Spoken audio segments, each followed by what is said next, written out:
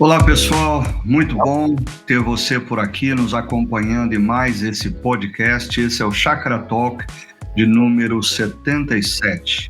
E como nós fazemos toda semana, nós vamos usar esse espaço para conversar, para refletir e para aprofundar a reflexão que nós tivemos dias atrás. Na verdade, a última reflexão da série O Grande Reset, na qual nós estivemos conversando sobre o desafio que nós temos nesse momento de reiniciar o nosso primeiro amor e nos mover da apatia ao engajamento. Quem nos trouxe essa reflexão foi o pastor Tiago, e eu convidei ele para estar aqui com a gente poder conversar um pouco mais com ele e fazer algumas perguntas para aprofundar tudo quanto foi trazido para cada um de nós, e também convidei o André.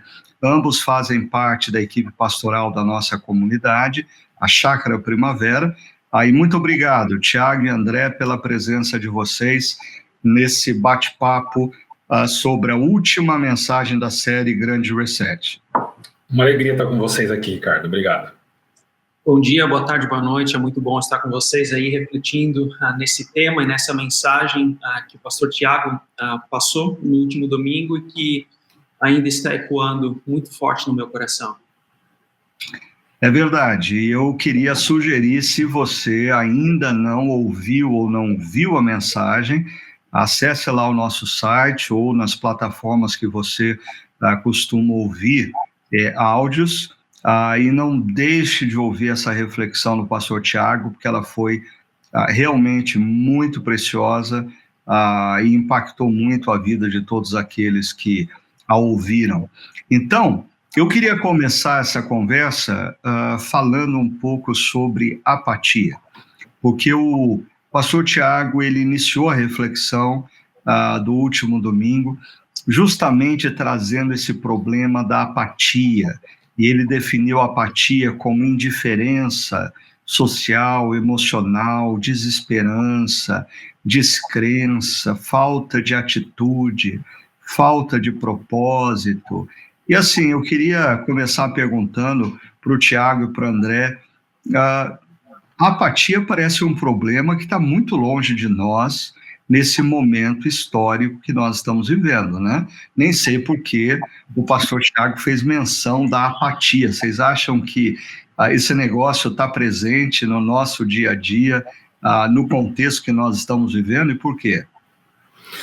Ricardo, eu acho que está muito mais presente do que nós imaginamos. Enquanto eu li alguns artigos sobre isso, eu comecei a me identificar tamanho a presença disso, né?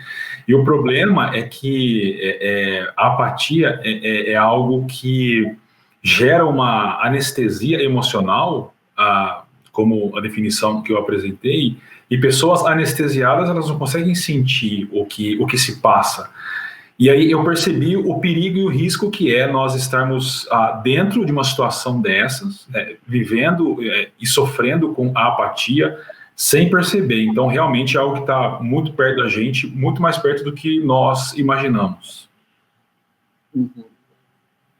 Sabe, pastor Ricardo, a graça de Deus, quando ela nos alcança nas nossas vidas, ela toca áreas específicas, né? Então, há aquela pessoa que tem problemas com o dinheiro, a graça de Deus vai transformar aquela área. Há pessoas que têm, talvez, problemas na área da sexualidade, a graça de Deus vai alcançar naquela área. E a apatia é uma das áreas em que a graça de Deus, ela tem trabalhado na minha vida ao longo de toda a minha história. Então, por isso que essa mensagem, ela tocou meu coração de forma muito especial, porque quando eu olho para a minha história, especialmente na minha adolescência, né, a apatia era um tema muito, muito presente. O problema da apatia, e eu creio que muitas pessoas que passam por isso também vão se identificar, é que na apatia a gente vive na tirania do assim que. Assim que eu conseguir isso, logo eu terei contentamento. Assim que eu comprar um carro, eu terei a felicidade plena. Assim que eu construir a minha nova casa, então a situação ela vai mudar. Mas não. A graça de Deus, ela nos transforma e nos traz contentamento aonde nós estamos.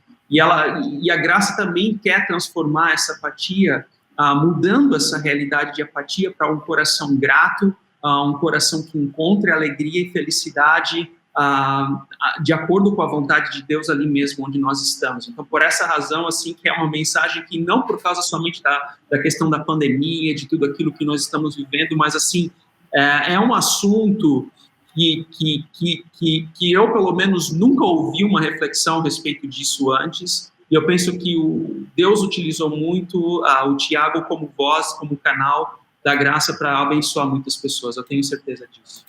Muito interessante, André, esse ponto que você traz.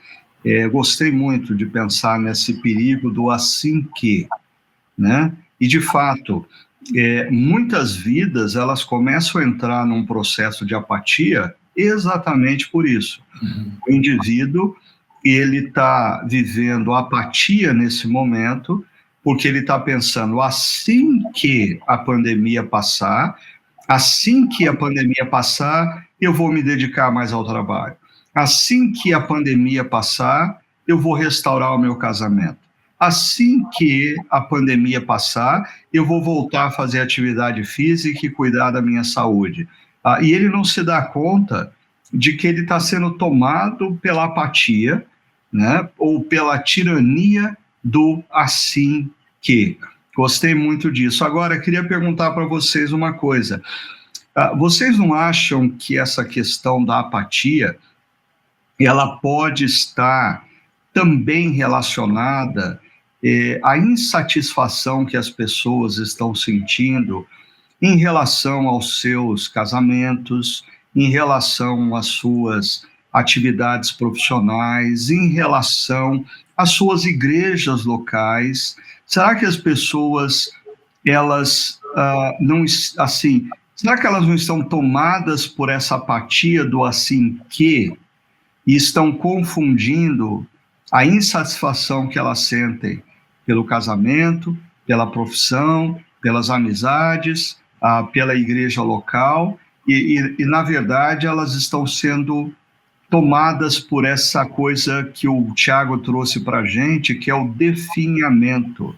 Elas estão definhando emocionalmente. Vocês acham que a insatisfação para com as coisas pode ter sua explicação nesse definhamento ou não? Eu estou confundindo as coisas. O que você acha, Tiago?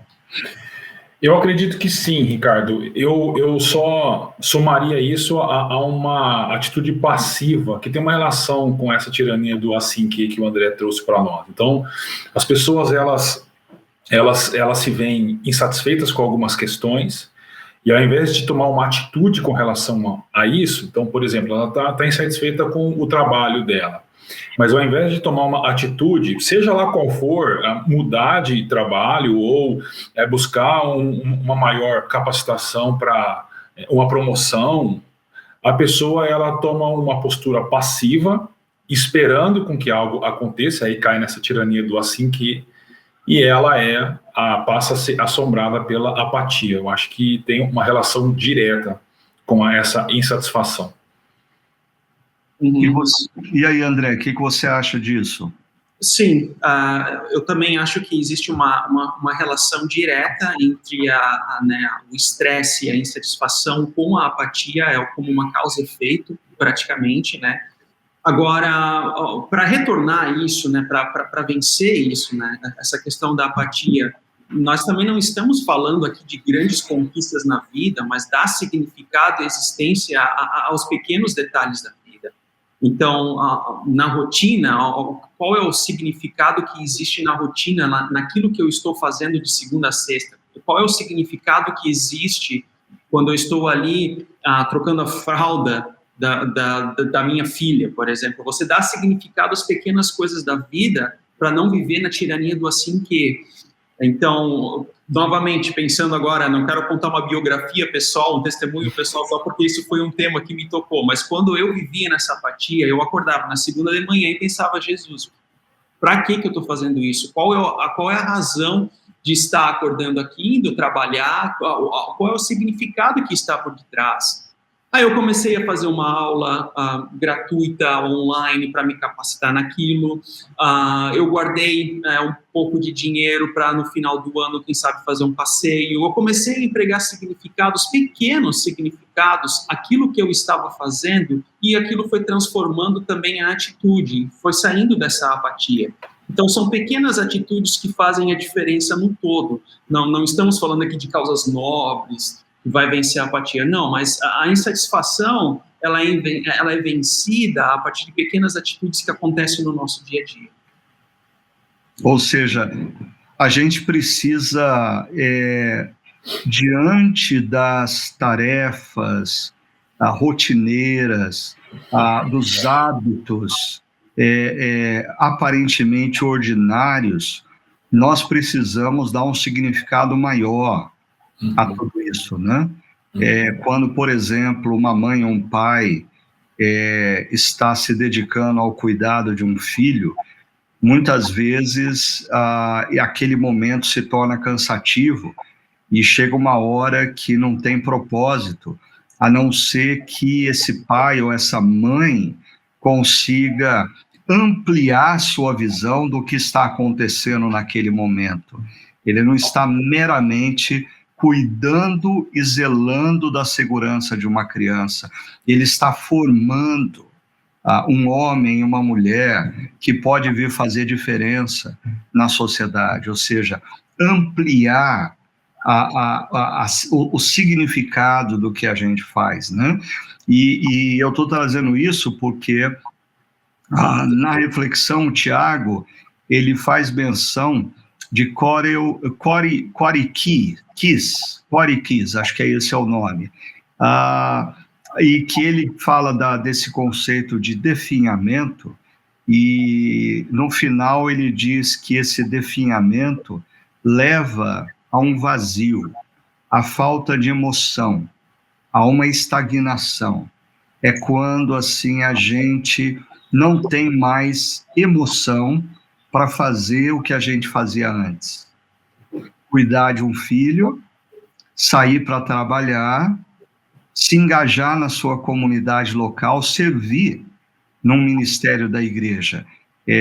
Se é tomado por um vazio, uma falta de emoção, essa estagnação que leva daí a essa passividade. Deixa eu ir para o texto bíblico lá de Apocalipse, que fala da igreja de Éfeso. Como vocês acham que, assim, a igreja de Éfeso gradativamente caiu nesse vazio, nessa falta de emoção, nessa estagnação? Como se deu o processo em Éfeso e como se dá o processo nas nossas vidas como cristãos 20 séculos depois? Qual é a opinião de vocês? Aqui no contexto da mensagem do pastor Tiago, ele focou na prática das boas obras, né? E que, claro, a gente pode trazer isso também para as nossas vidas, que tem a ver com o serviço ao próximo, ou até mesmo em atitudes que fazem a diferença entre nós, né? Mas, assim, essa questão do definhamento, para mim, ela está diretamente relacionada com o modus operandi do nosso contentamento, né? Ou seja, como é que eu encontro contentamento na vida? Como que eu acho esse contentamento para que eu possa, então, reiniciar esse primeiro amor? Como é que qual é o significado que eu dou às coisas que eu estou realizando e usufruindo? Então, contentamento tem a ver com conteúdo, definhamento tem a ver com ausência, definhamento tem a ver com essa falta de emoção, como o pastor Ricardo mencionou, mas o contentamento tem a ver com usufruir com aquilo que Deus deu a nós hoje. Eu me recordo de uma pessoa que falou assim: pastor, mas você não sabe o que eu estou sentindo, você não sabe o que está se passando comigo para falar de contentamento. Realmente, quando Paulo escreveu Filipenses 4, ele estava na prisão, e lá ele falou, né, aprendi a adaptar-me a toda e qualquer circunstância. Ou seja, isso é contentamento. Eu realmente não sei o que ele estava passando, porque eu nunca fui preso. Mas ele nos ensina, ele traz esse princípio de encontrar contentamento para que a gente possa justamente vencer esse definhamento, né? E prática do primeiro amor, como o pastor Tiago mencionou na mensagem dele de domingo. Falando de contentamento, só queria relembrar que o Henry Nouwen, no livro Mosaicos do Presente, ele diz que contentamento não é um sentimento que nos assalta. Contentamento é uma decisão de coração. Ou seja, seja qual for a situação ou a circunstância que nos envolve, nós podemos tomar uma decisão no coração. E contentamento para ele não é sentimento. Contentamento é uma decisão de coração. Eu acho muito precioso isso para a minha vida, e eu tenho resgatado esse pensamento em inúmeras situações que eu tenho vivido. Agora, voltando, Tiago, à questão de Éfeso, como você acha que se deu o processo de definhamento da fé individual e comunitária de uma igreja que no seu início foi tão pujante? E aí ela recebe aquela palavra de Jesus, que depois a gente vai entrar em mais detalhes acerca do conteúdo da palavra de Jesus para a igreja. Ricardo, eu acho que a gente pode dizer que talvez Éfeso tenha sido o projeto de plantação de igrejas mais bem sucedido da história. E a igreja de Éfeso, ela se torna a principal igreja do primeiro século. Ela passa Jerusalém, que é o começo, depois se torna Antioquia, e Éfeso, a partir da segunda metade do primeiro século, se torna a igreja principal. E é uma igreja, então, que chacoalhou a cidade, que era uma das grandes cidades da época, e também plantou igreja em outras regiões ali. Só que isso trouxe um custo alto de oposição, o que é normal, né? O evangelho avança, a oposição, porque a gente vive num mundo caído. Então, e aí o que aconteceu foi assim, o que eu percebo é que uma segunda ou terceira geração, por causa da oposição enfrentada ali naquele processo de plantação de igreja, somado aos desafios diários de se viver em uma cidade como Éfeso, por causa da influência do culto do imperador, do culto de Ártemis e de outras coisas, foi desconectando aquelas pessoas e aquela comunidade daquele vigor de testemunho e de missão e de propósito inicial. E essa desconexão do propósito vai definhando. Então, o definhamento daquela igreja é resultado da perda do propósito inicial, eu diria. E quando você fala de oposição, Tiago, eu queria abrir aqui o leque da discussão com você e com o André, porque nós pensamos sempre numa oposição física, uma oposição em que a gente visualiza claramente o inimigo. O poder judiciário com leis que inibem o exercício da fé, ou é a universidade ridicularizando aqueles que fazem uso da fé. Mas na história de Éfeso me chama a atenção que o evangelho naquela cidade tem um enfrentamento muito claro e muito visível com entidades do mal, com Lúcifer e demônios. Porque, primeiro, você pontuou muito bem na mensagem, Tiago, existia a questão de Ártemis, que era a grande deusa, não só de Éfeso, mas de toda a Ásia Menor. Assim, tudo girava em torno de Ártemis e da adoração a Ártemis. Tinha também o culto ao imperador, que era uma imposição do imperador romano. Agora, no momento da história de Éfeso, homens e mulheres que se convertem trazem os seus livros que falavam talvez de todo esse esoterismo, de toda essa religiosidade pagã para queimar. Ou seja, existe um enfrentamento das forças do mal. E o que muitas pessoas não se dão conta é que quando uma igreja, numa cidade, com o evangelho, acaba enfrentando as forças do mal, muitas vezes, na vida, na família, na profissão de cada discípulo de Cristo, existe uma oposição. mas as pessoas não se dão conta que elas estão lidando com essa oposição oriunda das forças do mal, para inibir a fé, para desanimar na fé, para estimular o indivíduo a se desconectar da comunidade, através da qual tanta diferença ele fez na vida de uma cidade. Vocês também, quando leem as histórias bíblicas relacionadas à igreja de Éfeso, percebem esse assim, para mim, o que acontece em Éfeso é alguma coisa sobrenatural, existe um enfrentamento das forças do mal, e aí talvez, anos depois, décadas depois, os cristãos não se dão conta que eles estão enfrentando uma oposição que muitas vezes transcendem ao que eles podem ver. Sim, Ricardo, sem dúvida alguma. E aí que eu acho que reside o grande problema da apatia, se a gente olha apenas superficialmente. Porque a apatia ela pode ter raízes espirituais também. Né? E ainda, assim, pensando em Éfeso, Éfeso era um centro estratégico para a missão da igreja. Por isso que é importante tudo aquilo que acontece lá.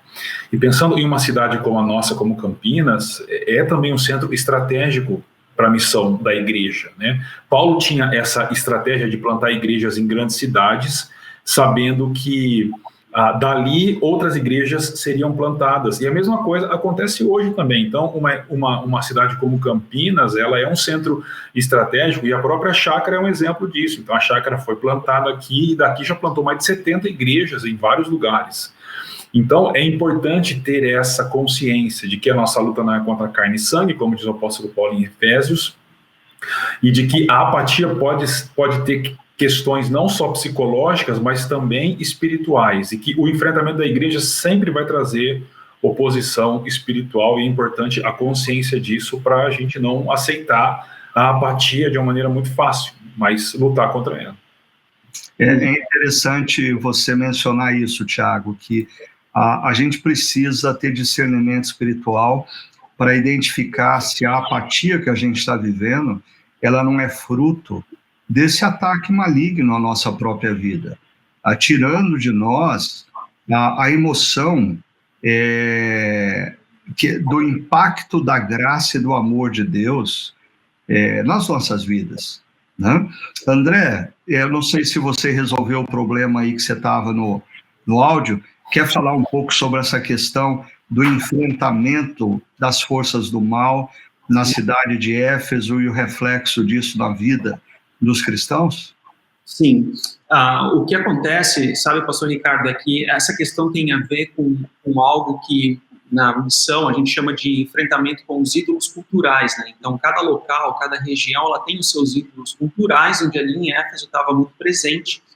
E é muito interessante estudar a história de Éfeso, né, porque ela era uma cidade rica no âmbito cultural, socioeconômico, e também com essa questão religiosa que era muito presente. Agora, a todos os contextos, todos os locais, nós também temos os nossos ídolos culturais, e a igreja ela atua como contracultura a esses pontos, né? Então, Campinas também possui os seus ídolos culturais. E qual é o nosso papel diante disso, nessa contracultura contra os nossos ídolos culturais? Bem brevemente, na época do doutorado, eu teve uma palestra com um pastor australiano, onde ele escreve um livro da Trindade Profana. E ele na Austrália, ele é filho de missionários em uma das ilhas na Oceania, e a reflexão que ele faz, a problemática que ele levanta é o seguinte: aqui na Austrália, que é um país secularizado, a igreja está morrendo, as igrejas elas estão diminuindo, mas nas ilhas ao redor, o evangelho, as igrejas estão bombando, no sentido que elas crescem, elas são igrejas vivas. Então, o que está acontecendo? Então, ele faz uma reflexão acerca dos ídolos culturais do contexto australiano, que tem a ver com o prazer, com a secularização, etc., etc., que justifica também essa apatia, que justifica justamente esse definhamento da igreja local, e faz com que as igrejas filhas e netas sejam igrejas que tenham vida, que tenham prática desse primeiro amor. E eu penso aqui que também o pastor Tiago ele foi muito feliz quando ele trouxe isso para a nossa realidade, né? A chácara ela tem essa marca da plantação de igreja que é muito forte, é muito presente, ela é conhecida por causa disso, né?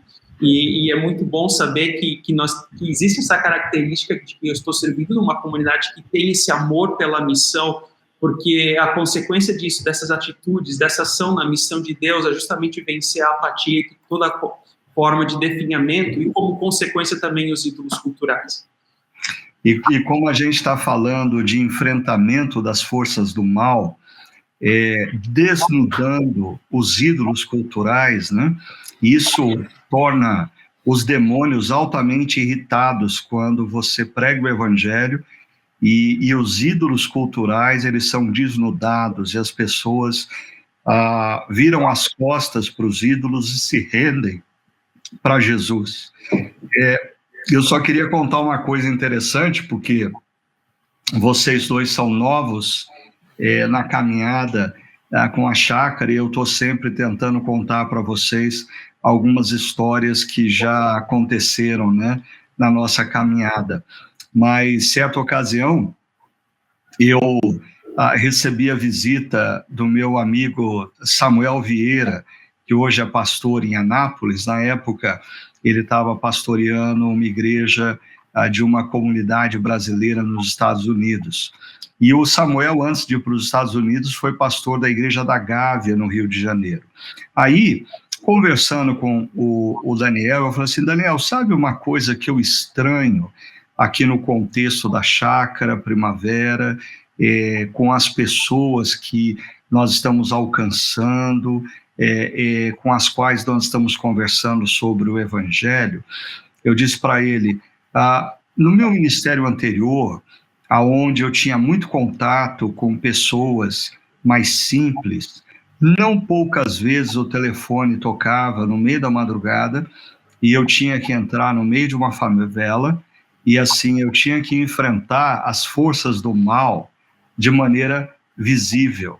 Era claro o que eu estava enfrentando. Não poucas vezes, inúmeras vezes, isso aconteceu comigo e com outros pastores naquela igreja que eu pastoreava na periferia de São Paulo. Aí, no contexto da chácara, eu dizia para o Samuel: Samuel, eu estou aqui ensinando a Bíblia e pregando há tanto tempo, e eu nunca vi no nosso contexto uma manifestação visível, assim, explícita, da força do mal. E o Samuel, muito sabiamente, virou para mim e disse assim: Ricardo, os demônios da Zona Norte são bem diferentes dos demônios da Zona Sul. E eu acho que é um perigo que vocês falaram que a cidade de Campinas, como a cidade de Éfeso, é uma cidade culturalmente, é um polo cultural, das universidades, pessoas intelectualizadas, trabalhadores e pessoas ligados a empresas de alta tecnologia, e de repente a gente acha que as forças do mal, elas não atuam contra cristãos e igrejas nesse contexto, porque a gente não vê batalhas explícitas. No entanto, os demônios da Zona Norte são bem diferentes dos demônios da Zona Sul. E a gente precisa ficar atento. Movimentos, a apatia de coração, a tendência à divisão, a maledicência, inúmeras coisas, elas podem ser interpretadas como simplesmente humanas e naturais, ou quando a gente ganha uma percepção maior de que, assim como em Éfeso existia um enfrentamento do Evangelho com as forças do mal, na nossa realidade nós temos esse enfrentamento, e os demônios da Zona Norte são diferentes dos demônios da Zona Sul. Vocês concordam com o Samuel Vieira nessa interpretação sobre as ações dos demônios? Eu concordo, Ricardo. Eu estava pensando aqui, quem conhece um pouco de guerra, ou lê um pouco sobre isso, ou gosta, sabe que o inimigo, quando ele consegue se infiltrar no exército que ele está combatendo, ele é muito mais perigoso do que se ele estivesse do outro lado da trincheira atirando. Ele causa muito mais estrago quando ele consegue entrar, né? E talvez a apatia seja um desses mecanismos de entrar e sabotar do lado de dentro o exército do povo de Deus. Então, é algo muito sério. E pensando aqui comigo também, né, a apatia, uma sociedade onde os demônios da Zona Norte estejam atuando, as pessoas, como forma de vencer aquilo, elas buscam recursos, né? Então, assim, a autoajuda, esses livros de autoajuda não deixam de ser uma resposta justamente a essa luta, né, que existe, porque as pessoas querem lutar contra aquilo, mas elas buscam no local errado. Então, busca na autoajuda, ao invés de buscar uma ajuda do alto. Elas se entregam aos prazeres, elas se entregam aquilo aos desejos do coração, e o próprio profeta Jeremias dizia, né, que enganoso é o coração. Então, são coisas sutis e que a gente precisa prestar muito atenção, senão a gente é vencido pela apatia e aquilo toma o nosso coração e lida para outras situações, desencadeia outros tipos de doenças, né? Que então, se a gente não toma cuidado, isso é muito perigoso. É verdade. E queria me voltar aí para o Tiago, para ele relembrar para a gente, então, segundo lá o texto de Apocalipse, o que Jesus diz para essa igreja de Éfeso como caminho para a reversão desse quadro de apatia na fé, de apatia para com o engajamento comunitário, de apatia para com a missão. O que Jesus diz que essa igreja deveria fazer? Você podia relembrar a gente acerca disso, Tiago? O que Jesus sugere ou diz? Sim, é uma exortação que o Senhor faz no versículo 5 com três imperativos. Um que é o mais forte e que coordena os outros. O mais forte é o lembre-se de onde caiu.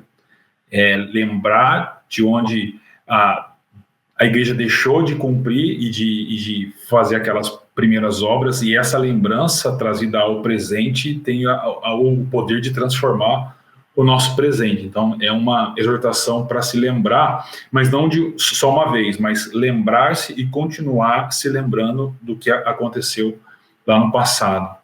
O segundo é arrepender-se, ou seja, uma mudança de caminho, uma mudança de prática, abandonar compromissos idolátricos, abandonar caminhos errados tomados, é uma mudança. E o terceiro é pratique as obras que praticava no princípio. Então, há um círculo, né, talvez. Lembre-se, arrependa-se e volte àquelas primeiras obras. Ou seja, o caminho para deixar a apatia é, no final, voltar à prática das primeiras obras. E, Tiago, deixa eu só salientar uma coisa para você e para o André e saber a opinião de vocês. Sempre quando eu ouvi ou li o início do verso 5, que diz, lembre-se de onde caiu, sempre me vinha a imagem de que eu preciso me lembrar onde eu tropecei, ou eu preciso me lembrar do buraco em que eu caí. E eu não sei se eu entendi mal, mas na sua exposição, você convidou a gente a pensar que esse lembre-se não é para a gente se lembrar meramente do tropeço, mas lembrar de qual era a situação que a gente vivia no momento que a gente tropeçou. Porque isso muda a coisa. Assim, quando a gente fala de apatia, uma coisa eu falo assim, eu preciso me lembrar aonde eu tropecei e caí nesse buraco da apatia. Mas me parece, eu queria te provocar nesse aspecto, que você abre um pouquinho o leque dizendo, a gente tem que se lembrar de onde a gente estava no momento em que a gente tropeçou, do entusiasmo com o qual a gente servia, do que a gente fazia pelas outras pessoas, da maneira como a gente estava empolgado para com a fé, empolgado para com a missão, ou seja, quase que um exercício de saudosismo. É isso mesmo? Eu preciso me lembrar do buraco ou eu preciso me lembrar de onde eu estava quando eu caí no buraco? De onde estava, né? Porque essa lembrança, ela evoca imagens e sentimentos, experiências que nós tivemos lá no passado. Experiências de ver pessoas se rendendo ao evangelho, experiências de trabalhar junto com outras pessoas na missão e no propósito que nós temos como pessoas e como comunidade. E ao evocar essas imagens, sentimentos e experiências, isso vai nos capacitar a arrependimento e prática agora, mas realmente não é só uma memória, assim, eu vou olhar a foto, que legal, e eu largo, não, é uma experiência de se lembrar do que nós fazíamos e praticávamos antes, e que tem o poder de, trazido ao presente, mudar os nossos caminhos. Eu lembro a história de um jogador de futebol em que ele estava vivenciando certa dificuldade, e claro, usufruindo das riquezas, né, que esse ofício gera, mas me chamou a atenção que, como forma de ele reverter aquela situação, ele lembrava na época em que ele jogava futebol no campinho de areia na zona sul da cidade, no bairro pobre da cidade. Então ele internalizou e mentalizou aquilo, como é que eram os sonhos que ele tinha naquele momento, aquilo que ele vivenciava, aonde que ele queria chegar naquele momento, como criança, como um jovem. E depois tudo aquilo que ele alcançou, né, como fruto daquele, né, da questão esportiva. Então isso foi algo que mudou e transformou nele. Então, assim, para mim, o lembrar-se de onde caiu, poxa, havia um momento na vida onde que havia até um certo romanticismo, era romântica a vida, mas eu me lembrava com alegria das situações que aconteciam ao meu redor, das situações da vida que existiam aqui. E eu acho que lembrar-se de onde caiu é uma forma muito importante e muito sábia para reverter justamente a questão de apatia nas nossas vidas. Ricardo, rapidamente, eu percebo, eu vejo isso às vezes em crises conjugais. Então, você vai conversar com casais que estão há 30, 40 anos casados, eles estão no momento de apatia conjugal. E aí, se você consegue fazê-los lembrar do início da relação deles, do início do namoro, das experiências, dos tempos difíceis que eles passaram juntos, de tudo aquilo que eles construíram, das emoções que eles tiveram, aquilo traz vida de novo ao presente. E a apatia é lançada fora, e aquele vazio que tomou conta da relação é preenchida por essas lembranças, e isso traz uma nova vida e um engajamento novo ao relacionamento. Eu acho que é por esse caminho que Jesus exorta a igreja. É interessante você fazer o paralelo com o casamento, porque enquanto o André ainda falava, eu me lembrei de um filme que eu assisti, que o casal, ele entra numa crise conjugal e eles passam a discutir a relação com o apoio de um terapeuta, mas é interessante, pegando essa imagem de Apocalipse do buraco, aonde se caiu, o casal está conversando dentro do buraco, e o casal está querendo entender por que eles estão no buraco. Aí o casal está discutindo o que acontece dentro do buraco, e quando eles chegam à conclusão que não tem mais jeito, e eles optam pelo divórcio, o marido ele perde o sono no meio da noite, ele desce na sala, e ele pega, o filme é antigo, então eram VHS, alguns nem sabem o que é isso, né? Mas ele pega os VHS deles do início do casamento, e ele começa a perceber o quanto eles sorriam, o quanto eles se abraçavam, o quanto eles curtiam a vida, o quanto eles davam risada juntos. E é interessante, o que vai fazer esse cara restaurar a relação não é discutir o buraco, mas é se lembrar de onde ele caiu. E para mim essa preposiçãozinha aí de faz toda a diferença no texto. Jesus não está dizendo, lembre-se onde você caiu. Eu caí no buraco. Mas Jesus está dizendo, lembre-se de onde você caiu. Não, eu vivi uma situação, e aí transportando para a realidade da caminhada cristã, também me lembro no início desse ano, uma pessoa entrando em contato comigo, dizendo assim: Ricardo, olha, eu estava vivendo um momento onde eu estava muito bravo, muito indignado com a igreja, com a Chácara Primavera, porque eu não concordava com a igreja permanecer fechada, eu achava que era exagero, eu achava que a gente devia voltar, eu não aguentava mais assistir culto online, eu já tinha me desconectado dos encontros online, porque eu detestava aquilo ali. Aí ele disse que assim, aí chegou por WhatsApp um dos episódios daquele documentário de 20 anos. E ele foi assistir o documentário e ele viu a imagem dele ali,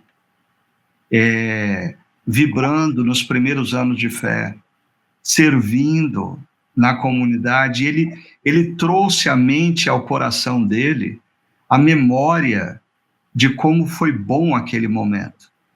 E ele dizia para mim: pastor, assistindo o documentário, eu percebi quão pequeno e insignificante era a minha indignação no presente. Eu estava num buraco, ou ele estava num buraco, ele não usou essa expressão, e ele se lembrou, através do documentário, de onde ele caiu. Então, queria enfatizar isso aqui para os nossos ouvintes, ou aqueles que estão assistindo.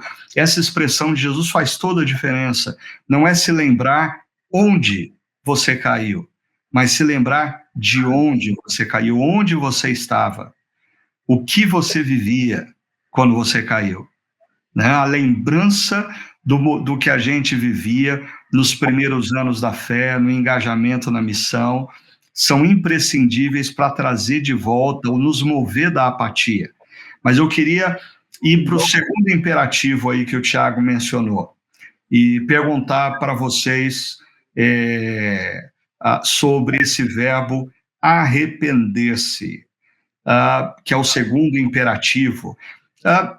A raiz desse verbo arrepender-se é aquela que o pessoal fala que é metanoia, mudança de mente, ou é outro verbo, Tiago? É essa a raiz mesmo? É essa raiz, o verbo. E ele é um verbo que tem a ideia de uma atitude única, mas de uma mudança profunda de caminho, né? Uma mudança de mente e de coração. Atitude, então, parece que assim, é lembrar de onde você caiu e ter uma mudança de mindset. Qual seria a melhor tradução para mindset? De visão de vida, alguma coisa assim? Qual que é a implicação disso para você, André, no texto, pensar que o que Jesus está dizendo, vocês têm que mudar o mindset, você tem que mudar a maneira como você está vendo a vida.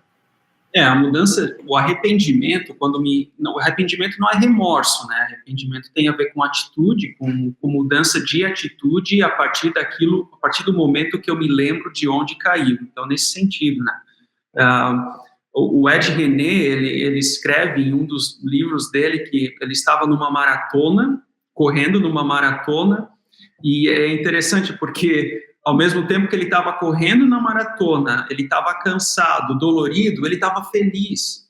Então, arrependimento, ao mesmo tempo que traz dor, ao mesmo tempo que a gente reconhece o ponto da onde nós caímos, ao mesmo tempo que a gente reconhece o nosso pecado, ao mesmo tempo que a gente reconhece a nossa apatia, isso traz como consequência alegria, isso traz como consequência contentamento, isso traz como consequência felicidade mesmo ali em meio àquela dor do arrependimento, que conduz daí ao terceiro ponto, não quero adiantar agora, que é a prática das boas obras, né? Então, assim, é um processo que esse versículo ele traz assim de uma forma tão precisa, né? Esse processo para a gente vencer ou reverter a apatia, que é lembrar de onde caiu, mas a gente não pode lembrar sem também nos arrependermos daquilo, né? Então, assim, a gente lembra como é que era aquilo no passado, como o engajamento que nós tínhamos, e a gente se arrepende porque no presente, talvez o nosso coração tenha sido tomado por apatia, os outros sentimentos e atitudes em desacordo com a vontade de Deus, né? Então, arrependimento eu penso dessa forma. Tiago, eu queria insistir com você nessa questão desse verbo, pelo seguinte, deixa eu confessar a minha preocupação. Muitas vezes, se a gente só escuta o primeiro imperativo, lembre-se de onde você estava quando caiu, e o terceiro imperativo, né, que então, pratique as obras que você praticava no princípio. Para mim, isso pode nos conduzir a uma autoajuda gospel, pode nos conduzir a um pragmatismo perigoso, ou mais. Em alguns casos, pode nos conduzir a um moralismo. Identifica no passado e muda no presente. Qual é o poder e qual é a implicação desse segundo imperativo nesse processo de transformação? Porque essa palavra, ela é uma composição de duas palavras, né? De metá, que é transformação, e de nous, que é mente em grego. Então, a ideia é uma transformação de mente, não no sentido de uma transformação intelectual, mas de uma transformação de vida. Ou seja, o único caminho para se retornar à prática das primeiras obras não é uma opção que a gente faça, mas é experimentar realmente uma profunda transformação de vida, do jeito que a gente entende as coisas, pensa, julga. É uma transformação profunda, resultado de uma experiência mais íntima, né?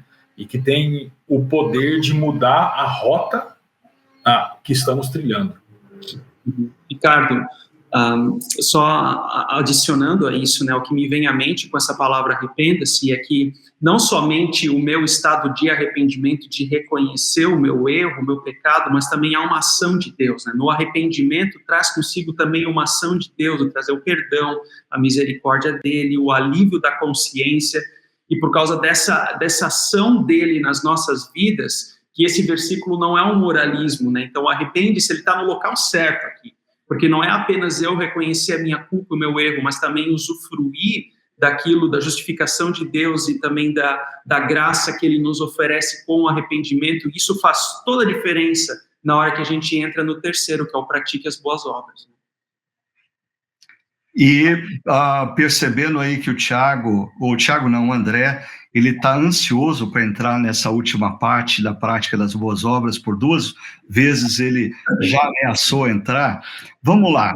Se então Jesus diz que nós devemos nos lembrar de onde nós caímos, de onde nós estávamos quando caímos, e nós precisamos reformular os nossos conceitos, a nossa mente, ou seja, não é uma mudança de fora para dentro, é uma mudança de dentro para fora. E aí vem essa última frase que é: pratique as obras que praticava no princípio.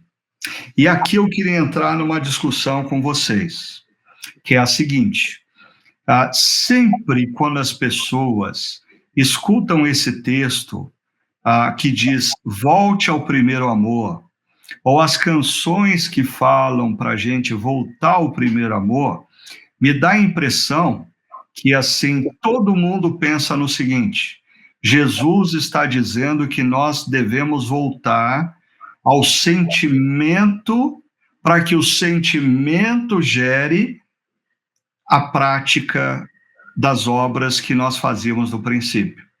Seria isso mesmo? É o sentimento que gera prática, ou Jesus está dizendo que nós devemos voltar à prática das obras? E a prática tem o poder de mudar os sentimentos. O que vocês acham dessa discussão? Eu acho dessa forma, é a prática que ela transforma e muda as minhas ações, que também alteram e modificam os meus sentimentos, né? Então é um efeito que ocorre nas nossas vidas e não no sentido contrário, né? Porque sentimento a gente não pode controlar muitas vezes, né? Eu corto o meu dedo aqui, me machuquei, eu estou chorando, então não é algo que eu consigo controlar. Agora, as práticas do meu coração, as práticas da minha vida, isso é algo, sim, que eu posso controlar, eu posso administrar, eu posso gerir, e isso traz consequências também em outras áreas da vida. Então, assim, praticar as obras que praticava no princípio, aqui me vem à mente, eu gosto muito de ouvir, né, conselhos de pastores mais idosos, né, isso é uma prática que eu sempre tive na minha vida, e um deles, que inclusive já faleceu, ele menciona assim que é como se fosse o cano da hidráulica, né, que quanto mais joga água, mais recebe. Então, o cano da hidráulica, ele está jogando água, praticando aquilo que é a função do cano, mas ao mesmo tempo recebendo água. Então, assim, a nossa vida, quando a gente pratica o primeiro amor, e não no sentido de sentimento, mas pratica as boas obras que praticava no início, nós também somos gratificados e abençoados, incluindo sentimentos, né, em alegria. Então, assim, é um efeito de praticar e receber que acontece, né? Eu diria, Ricardo, que o conceito de amor, ele é muito mal interpretado hoje por causa do movimento do romantismo que a gente teve há alguns séculos. Mas, biblicamente falando, amor, é claro que a gente experimenta sentimentos com relação ao amor, mas, biblicamente falando, amor é sempre uma atitude que a gente toma em direção a alguém. Então, amar não é você fazer o que a pessoa quer, mas o que ela precisa. Foi isso que Deus fez quando diz: Deus amou o mundo de tal maneira que deu seu Filho unigênito para que todo aquele que não pereça, mas tenha a vida eterna. Deus não fez o que nós gostaríamos, Deus fez o que nós precisávamos, né? Enviou seu Filho. E a interpretação majoritária desse texto de Apocalipse 2:4 é amor comunitário. Então, vão dizer que a igreja abandonou o amor entre os irmãos e as irmãs ali, ou o amor ao próprio Jesus. Mas, em Apocalipse, não há esse conceito de amor. A palavra amor, ela ocorre 2 vezes só, no capítulo 2, em 2:4 e 2:19. Mas esse não é um tema que Apocalipse trata. O tema de Apocalipse é o testemunho fiel até a morte, se necessário. Esse é o ponto. Por isso que amor, nesse contexto, tem uma relação direta com atitude, né? Ou seja, se manter fiel a Jesus, ao Evangelho, cumprindo a missão e o testemunho do Evangelho. E a gente tem que lembrar que nós somos seres ensináveis, né? O nosso coração, ele precisa ser treinado, e os hábitos, eles fazem isso, e os hábitos, eles são consequências de atitudes. Então, nós precisamos realmente tomar atitude de acordo com o propósito que nós temos, e sem dúvida alguma essas atitudes se tornarão em hábitos, e esses hábitos vão moldar os nossos amores, digamos assim, né? Eles vão direcionar o nosso coração para o lugar certo. Ou seja, na espiritualidade cristã, nós precisamos entender que o amor, ele não é um sentimento, o amor é uma atitude que nós temos. E quando Jesus fala em Apocalipse 2:4, contra você, porém, tenho isso. Você abandonou o seu primeiro amor. Está falando, você abandonou a sua primeira atitude. A maneira, talvez, como você rompia com a cultura subjugada por Ártemis, a maneira como você corajosamente falava da sua fé, a maneira como, de maneira apaixonante, você servia na comunidade local, a maneira como você não desprezava a possibilidade de estar adorando a Deus num contexto comunitário, e como você reagia à palavra de Deus que era pregada, ou seja, voltar ao primeiro amor é voltar a essa atitude. E, se eu entendi bem o que vocês dois reforçaram, quando o terceiro imperativo fala de praticar as obras que praticava no princípio, nós estamos falando aqui que não são sentimentos que geram mudança de atitudes, mas são atitudes que geram mudança no sentimento. Se eu estou certo disso, eu tenho a resposta para algumas coisas. Como, por exemplo, a pessoa que diz assim: eu sei que eu preciso fazer exercício físico, mas eu não tenho disposição.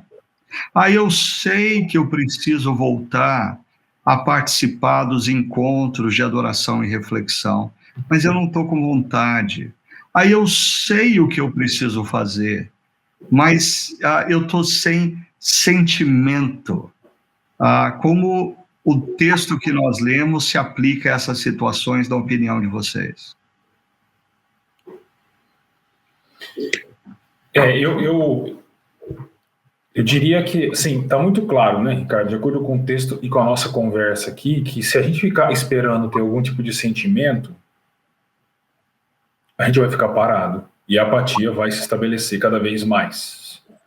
Isso se aplica a tudo na vida, né? Então, desde dos nossos interesses mais pessoais, como atividade física, uma alimentação mais saudável, passando pelas nossas relações, né? Muitos casamentos sofrem por falta de atitude e nós achamos que ficar esperando o sentimento brotar vai resolver, e com relação à nossa caminhada de fé também. Então, se a gente ficar esperando o sentimento brotar, nós vamos ficar parados. Nós precisamos tomar atitudes que possam gerar esse tipo de sentimento. Então, é o que o tema da mensagem trouxe, né? É da apatia ao engajamento, porque o engajamento é a superação da apatia e o resgate desse primeiro amor. Então, principalmente falando com relação à nossa caminhada como comunidade, não adianta ficar esperando o sentimento bom para se engajar no grupo pequeno. Isso não vai acontecer.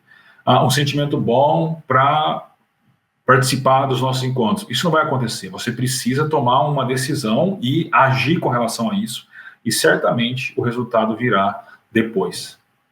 E tem a ver também com o como do engajamento, né? Então, nesse sentido, me veio à mente aquele slide que o pastor Tiago apresenta com 4 pontos, né?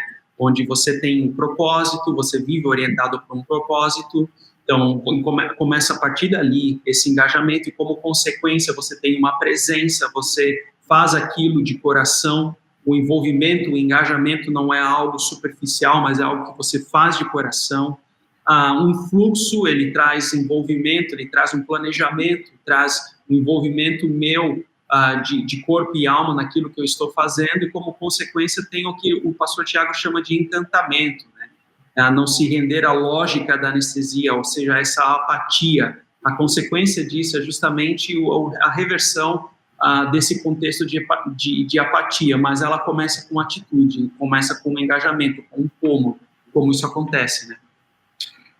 Interessante você fazer menção disso, André. A gente está chegando no fim aqui do nosso podcast, mas a gente tem aí mais 2 minutinhos. Tiago, você gostaria de falar um pouco mais sobre esse quadro que o André pontuou e como você aplica nesse contexto? Porque é interessante a gente estar falando tanto de que são atitudes que mudam os sentimentos, e nesse quadro começa com propósito, passa por presença, envolve fluxo, constância, e o ponto final é o encantamento. E seria isso, esse resgate do sentimento, mas que começa com propósito e atitude? Sem dúvida, porque o propósito, nós somos seres que precisamos de propósito, né? Eu sempre brinco, você nunca vai achar um gato se questionando qual é o sentido da vida dele.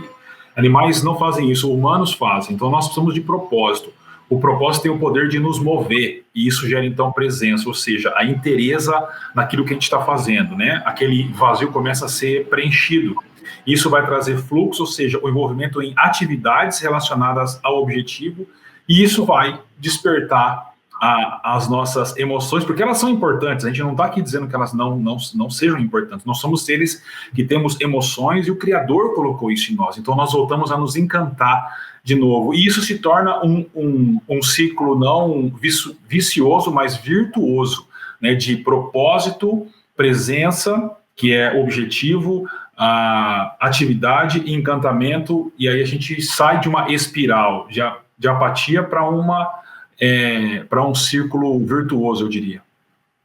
Muito legal. Então, eu queria concluir aqui o nosso podcast desafiando você que nos escuta ou nos assiste a parar e pensar você vai se deixar vencer pela apatia, ou diante de tudo que você ouviu, você vai tomar uma decisão no seu coração de mudança de atitude, né?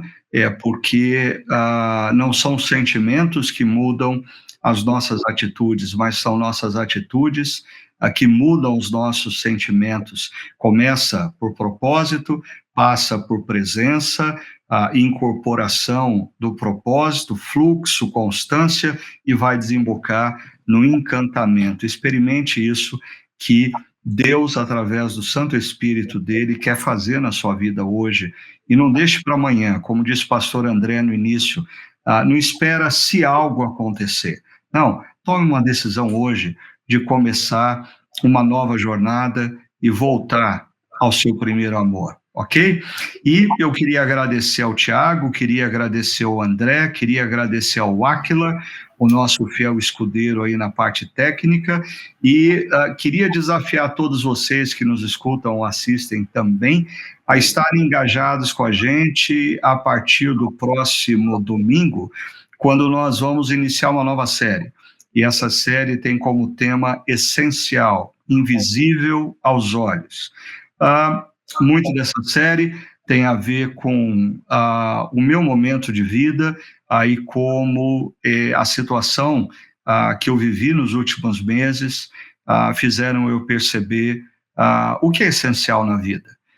Essencial na vida é o nosso sucesso profissional, ou são os bens que nós temos. O que é essencial na vida?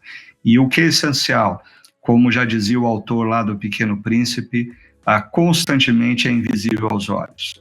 E nós vamos conversar sobre o que é essencial. E eu queria convidar você para essa jornada que tem início no próximo domingo, dia 24 de outubro, se eu não estiver equivocado, tá bom? Deus abençoe você, tenha uma excelente semana e esteja sempre com a gente aqui. É muito bom saber que você nos acompanha e que esse podcast, de alguma forma, contribui para a sua caminhada cristã. Um grande abraço.